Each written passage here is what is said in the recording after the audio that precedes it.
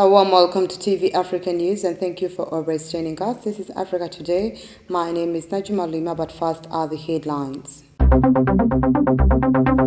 MPs routed after government fails to table report on new UPDF deployment in Democratic Republic of Congo. Activists want legislation around availability of toxic chemicals. Democratic Republic of Congo children take up agriculture. In sports, Busuju petition against Budu over forward Bukenya dismissed. A warm welcome once again. Now the news in detail. Government for the second consecutive time failed to present to Parliament a comprehensive report detailing Uganda's decision to deploy its troops to the neighboring Democratic Republic of Congo as required by law. We have more. Members of Parliament led by Nemiaga country legislator Theodore Watsachikubo say the delay to present a report to Parliament is a clear signal that the executive undermines Parliament, warning legislators of persecutions. Last week, the Prime Minister Robinah Nabbanja promised to present to Parliament a comprehensive report on Uganda's deployment of its troops in DR Congo as required by the law. On December 7, when government was expected to table the report, the Minister for Defense and Veteran Affairs, Vincent Sempija, was unusually leading Sachikubo to question when government intends to present to Parliament the long-awaited report. The fire-spitting legislator also had no kind words for the government chief whip, Thomas Tayewa, who last week indicated that government will present a report when it wishes to do so. It's more than a week since Uganda developed troops in DR Congo to ostensibly flush out allied Democratic Force rebels. The deployment agreed upon by the two countries has drawn mixed reactions from government. Civil society organizations are of a view that accessibility and the sale of toxic chemicals should be limited to only licensed personnel in order to reduce chances of more acid victims in the country. Nalugo reports. In a dialogue organized by Hope Care Rescue Mission, a non-profit organization in Uganda supporting acid attack and burn survivors, in partnership with United Nations Women, held at Imperial Royal Hotel in Kampala, Ruth Sechindi, a human rights lawyer, said even though the law against acid violence exists, it has not been implemented, hence need for Parliament to debate issues pertaining availability and sale of sulfuric acids. Because as long as it's readily available and not limited to licensed persons to sell it, that means anyone can buy it. It's going to a cost of 3,000, and the one that is more concentrated sulfuric acid that is used is around 8,000. But you can get it, that's the liter. You can get it at a lower price. So, as a commission, we came out to say this. We need to have to see how this is addressed. According to Sechindi, acid burns and plastic surgery treatment centers are limited, adding huge prices that victims pay, hence asking government to increase regional treatment centers for acid victims. We noted that we basically have around 3 or 4 burn units in Uganda, that is Mulago, Mengo, and International Hospital of Kampala. Now, and even then, the cost, like the good doctor has said, is really high. Look at it ranging from 1 million to 10 million or more. But if you go into surgeries, then it is damn expensive. They are also suggesting that there should be more punitive punishments on perpetrators, compensation for victims, and addressing issues of sexual and gender-based violence. And that what we're talking about in amendment is to ensure that there are more punitive punishments, to ensure that we limit the sale and accessibility, and if there is any sale for justified reasons, then such persons should be licensed. We should ensure that there is rehabilitation for victims. We should ensure that there is compensation for victims. We should sensitize communities about first aid and how to support the victims. And we should address, as a country, issues of sexual and gender-based violence. Acid violence is a significant crime in Uganda with devastating consequences for victims, their families, and society. Victims are often left with no legal recourse, limited access to medical or psychological assistance, and without the means to support themselves. Nalugo Muyingo, Africa Today. Uganda Local Governments League has commended government for acknowledging corruption as the major hindrance to socio-economic transformation and deliverance of quality services to Ugandans. Now this comes up as Uganda gears up to join the rest of the world to commemorate the International Anti-Corruption Day slated for 9th December this year. Kachanchu has more. In his speech to the media at the Uganda Media Center, Mr. Richard Rwabuhinga, the Uganda Local Governments Association president, applauded both the government and the local governments for their tremendous effort exhibited in curbing corruption through several legal anti-corruption frameworks, as well as civil society and other actors. Mr. Richard, however, said that despite the opportunities presented by legal anti-corruption framework and various measures taken to fight corruption by respective actors at all levels, they realized that the drastic increase in corruption and persistent poor performance of the anti-corruption drive in Uganda, characterized by bribery, embezzlement, and false accounting, the country is still one of the highly corruption-stricken countries in the world, as revealed by the Uganda Corruption Perception Index, CPI. Mr. Richard called upon all local government leaders and lower local governments respectively to design an action plan in the fight against corruption, including mobilizing constituents to embrace the war on eliminating corruption in Uganda, as well as adopting resolutions to promote active citizen participation in social accountability for improved service delivery. Let's take a very quick short break. We will be right back.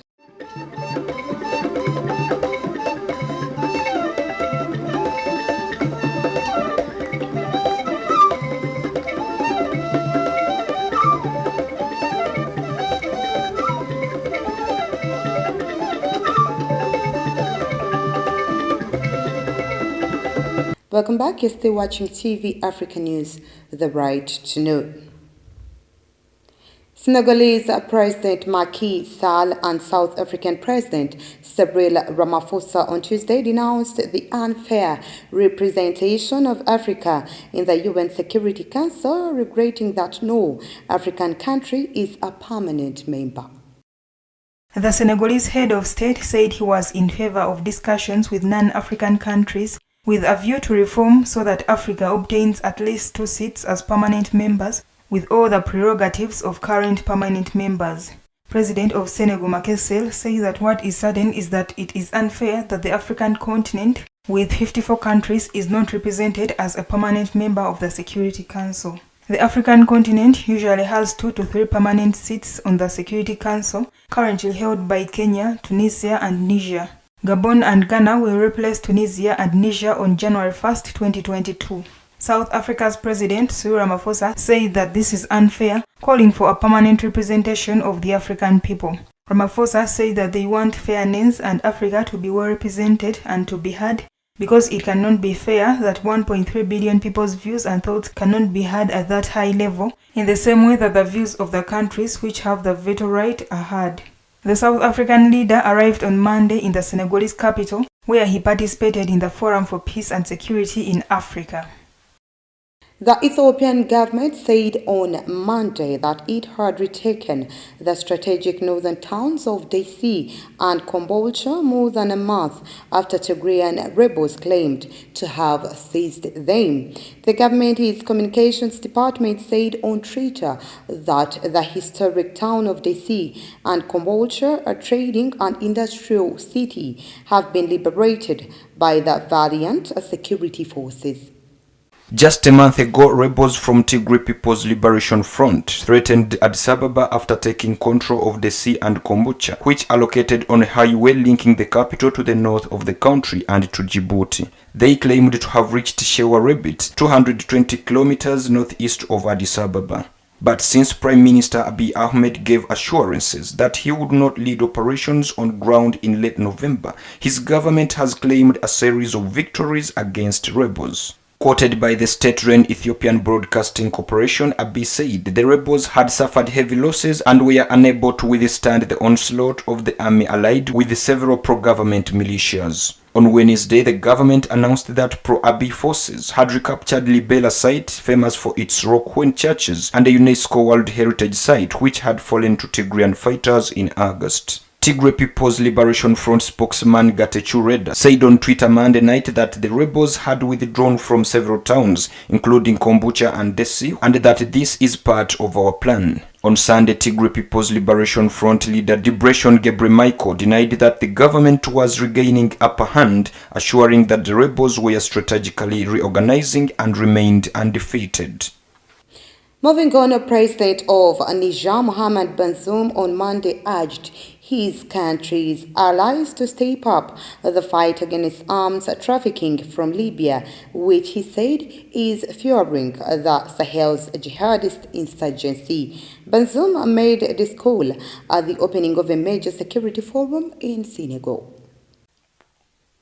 While opening up of a major security forum in Senegal, President Mohamed Bazoum said that the partners' biggest failure has been weak involvement in the fight against arms smuggling from Libya, which is the most important factor in the prevalence of this terrorism. Bazoum added that the African states also need better tailored help from the partners based on intelligence, air support, and strengthening the capacities of their armed forces. The region's former colonial power France is leading European efforts to fight the jihadists, while the United Nations has a large peacekeeping force in Mali. At least 12 soldiers and dozens of terrorists were killed in a battle in western Niger on Saturday, the country's defense minister announced Sunday, adding that the bloodshed has displaced thousands of civilians. Bazoum said that Sahel countries need better tailored help from their partners based on intelligence, air support, and strengthening the capacities of their armed forces. 20 people, including 2 Frenchmen, went on trial in Madagascar on Monday, accused of a plot to stage a coup and assassinate President Andry Rajoelina. The defendants face charges ranging from criminal association to compromising state security and planning to kill the head of state. The alleged operation has been called the Apollo 21 plot, although only 20 of an initial 21 suspects were retained for trial. The defendants put together a plan to eliminate or neutralize various Malagasy public figures, including the head of state, according to the prosecution. The 2 Frenchmen are Paul Rafano-Harana, aged 58, and dual French Malagasy national, who is a former advisor to the president, and Philippe Franco, 54, an ex-colonel in the French army, who ran an investment company in Madagascar called Sarafast. The 2 men's wives are also among the defendants. Defense lawyers said the hearings should last 3 or 4 days. Dozens of special forces and police officers lined the room's faded yellow walls, according to the media sources, adding that some were armed in plain clothes. Rafano-Harana's lawyers used the first day of the trial to raise alleged procedural flaws since his arrest on July 20th. They also denounced confidentiality breaches on which judges are expected to rule on Tuesday. Some of the 20 have been placed under legal supervision, while others, including the 2 French nationals, are in prison detention. Rajoelina had speculated on links to France 2 weeks after authorities cracked down on the alleged plotters. A group of Francois' former classmates at France's elite Saint Sarah Military Academy said in a statement that they were certain of his innocence and urged the calmest debates possible and respect for the defendants' rights during the trial. Let's once again take a very quick short break. We will be right back.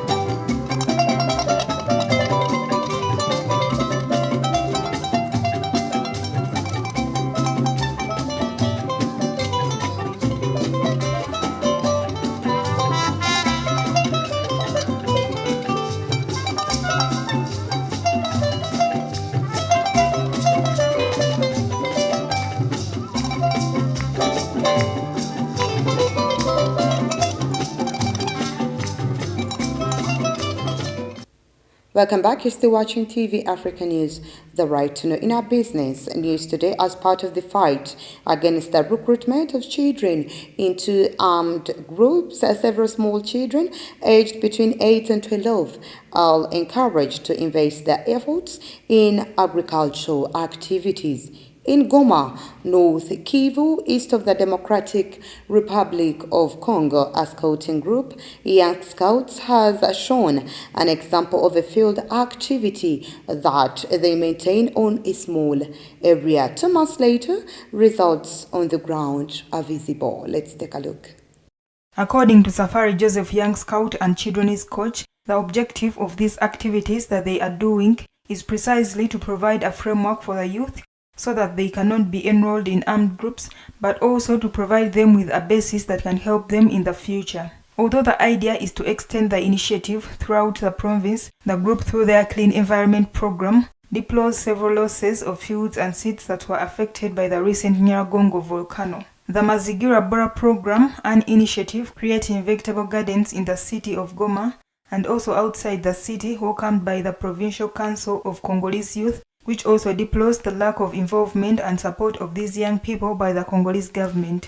Provincial Youth Council in the Democratic Republic of Congo, Jean-Paul Mzei Katenge, explained that he should normally ask young people the question what they want, because young people have ideas and initiatives, but they do not have the support of the government. The east of the Democratic Republic of Congo has been confronted for more than 2 decades with a number of armed conflicts. These largely employ young people, often recruited from local communities, in activities that make their own communities insecure.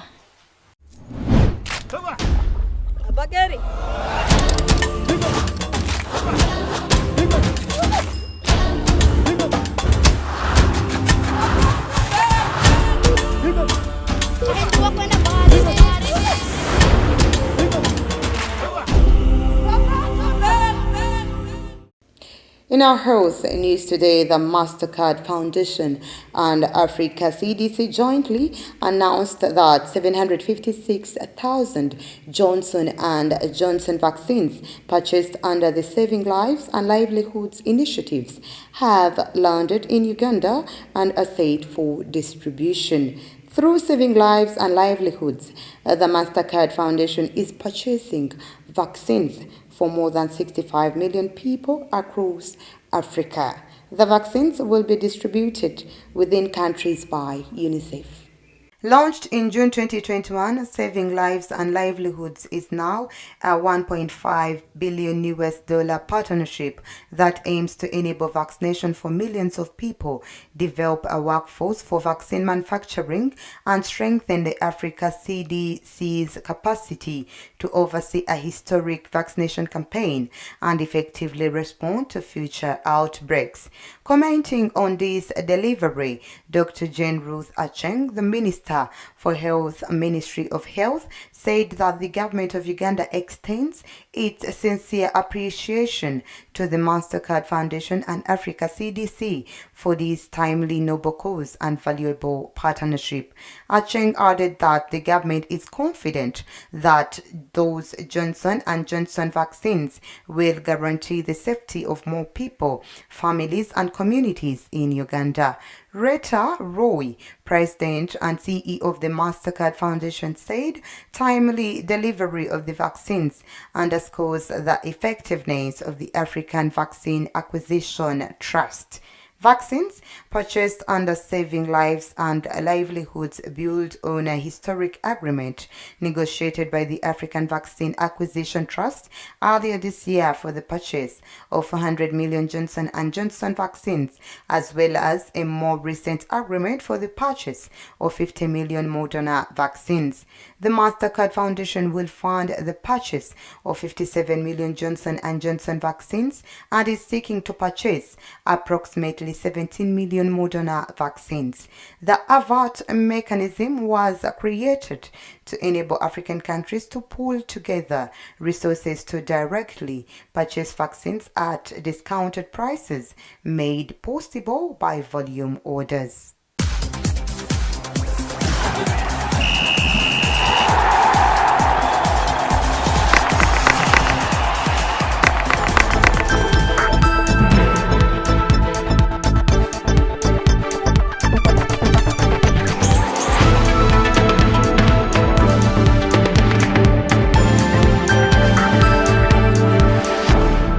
In our sports news today, the Masaza Cup Local Organizing Committee has vehemently dismissed the case filed by Busuju against Budu over the use of striker Vianney Bukenya. Perhaps the organizing committee convened on Tuesday night and dismissed the case for lack of empirical evidence.